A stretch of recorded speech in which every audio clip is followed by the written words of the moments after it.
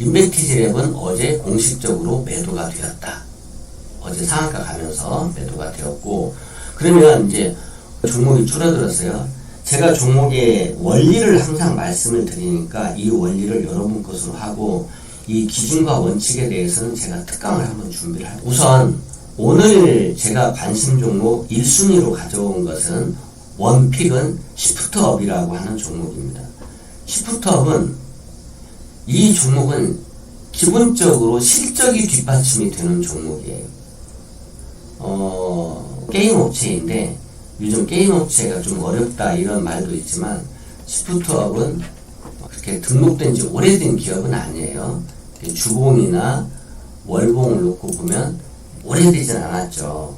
그런데 지금 거의 바닥권에 있어요, 게임주들이. 그리고 얘는 시중에 돌아다닐 수 있는 지분이 그렇게 많지가 않아요.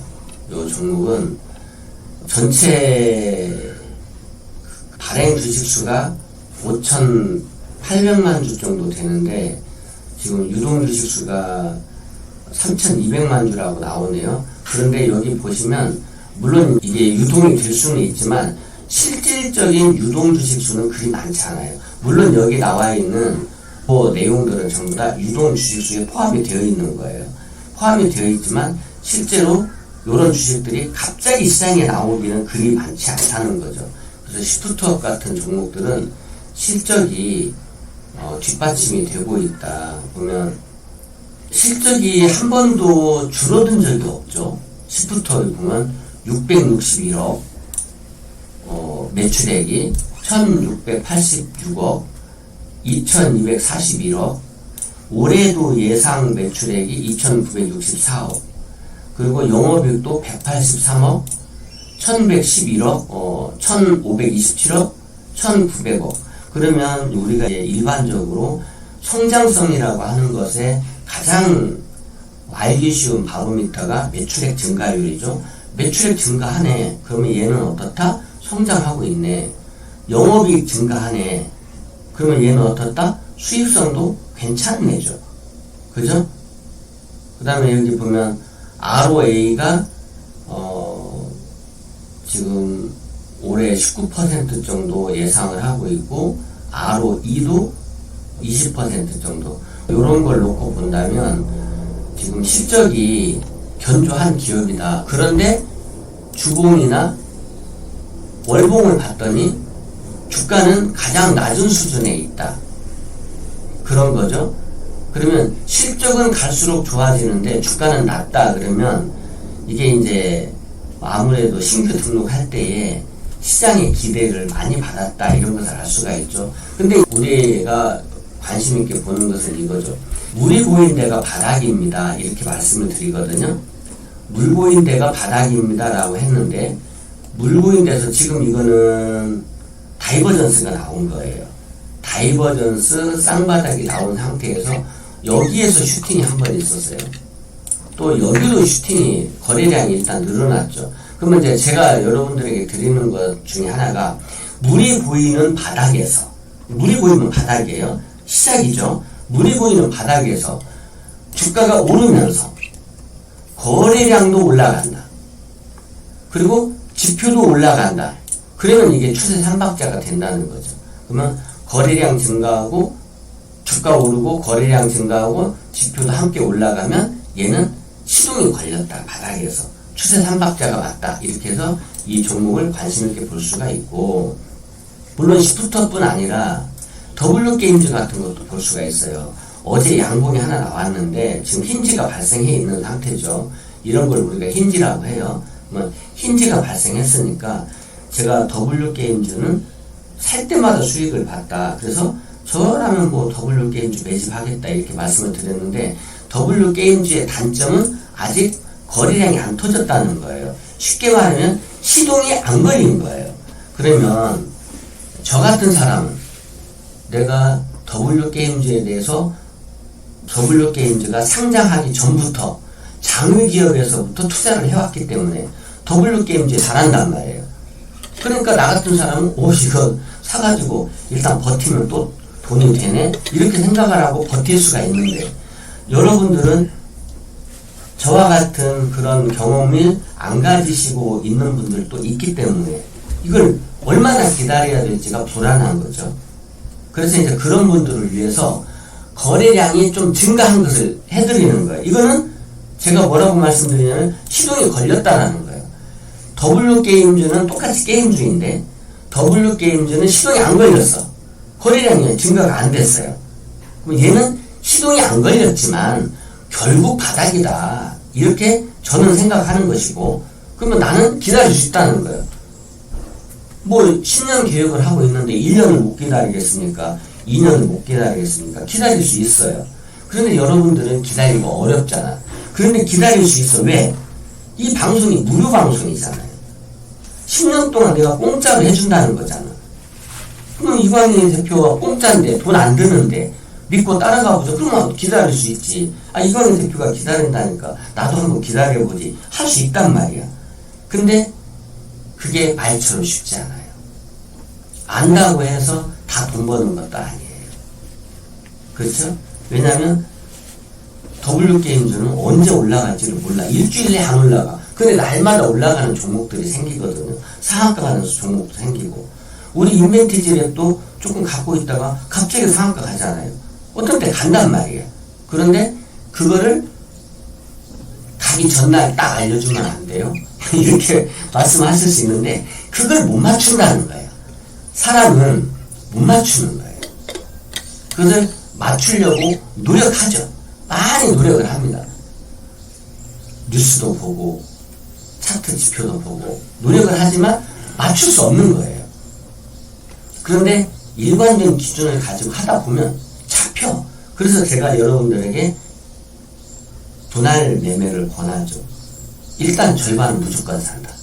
그리고 절반은 그 밑에서 나눠서 산다. 근데 사는 도중에 다 안 사고 절반이나 70% 샀는데 갑자기 올라가면 그놈만 갖고 먹어도 된다.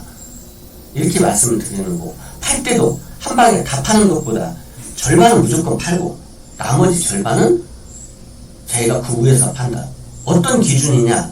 내가 절반을 수익을 내고 팔면 나머지 절반은 본전을 팔게. 그 배짱이 돈을 벌어준단 말이에요. 내가 절반을 수익을 내고 팔았어. 그럼 나머지 절반은 본전에 팔아도 전체로 놓고 보면 수익을 내고 파는 거야. 그러니까 그게 배짱이 되어서 상한가도 가고 목표가는 항상 1억 원이라고 했잖아요. 이광희 대표의 방에 있는 우리 행복클럽이라고 줄여서 합시다.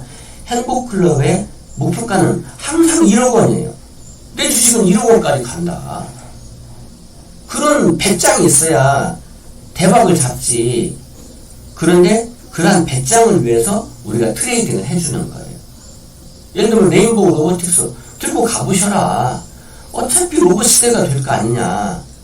제가 그래서 자동차 얘기도 했잖아요. 1988년 올림픽이 열리던 해에 제가 다니는 학교에 선생님이 100분이 계셨는데 자동차가 10대도 안 됐다. 10대 정도나 됐다. 근데 불과 몇 년 뒤에 그때 교감 선생님이 차를 타면서 고사도 지내고 그랬다니까요. 그러면서 조만간 여기 있는 선생님들 전부 다 차 한 대씩 가지고 다니실 거다 이렇게 얘기를 했단 말이에요. 그때는 그게 되겠어. 언제 내 월급 갖고 차를 사 그랬거든요. 그랬는데 저도 불과 2년 뒤에 1990년에 차를 샀어요. 그리고 제가 차 샀을 때도 막 선생님들이 와서 다 구경하고 그랬거든요. 일찍 샀어요. 그래도. 근데 나중에 지나보니까 다 차 사갖고 있는 거야. 그러면 앞으로 어떻게 된다? 로봇 시대가 된다. 이제 1인 1로봇 시대가 된다. 마이카 시대가 되는 것처럼 마이로봇 시대가 되는 거예요. 분명히 됩니다. 그럼 로봇이 성장 산업이네. 금리도 내려준다네. 들고 가보자. 이렇게 말씀을 드리는 건데 지수가 지금 지수가 우리 지수가 박스권에 있다. 아직 돌파가 안 됐다는 거예요. 어느 쪽이든 지금 정체되어 있는 거예요. 이렇게 박스권이잖아요. 그러면 얘가 위쪽으로 돌파할 것이냐. 자, 위쪽으로 돌파하면 새로운 상승 추세를 기대해 볼 수 있는 것이고, 아래쪽으로 붕괴시키면 이거는 이 지표가 이렇게 물이 보이는 바닥까지 또 온다는 거예요. 그럼 물이 보이는 바닥까지 또 올 것이냐, 아니면 새롭게 벼슬을 만들 것이냐, 둘 중에 하나인데, 지금 자리는 좀 어중간하니까, 그리고 지금 현재 데드크로스 상태거든요.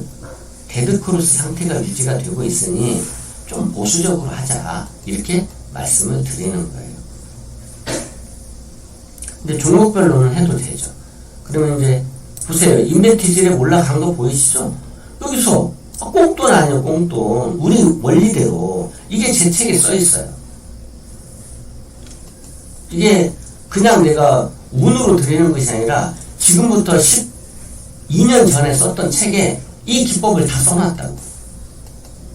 어?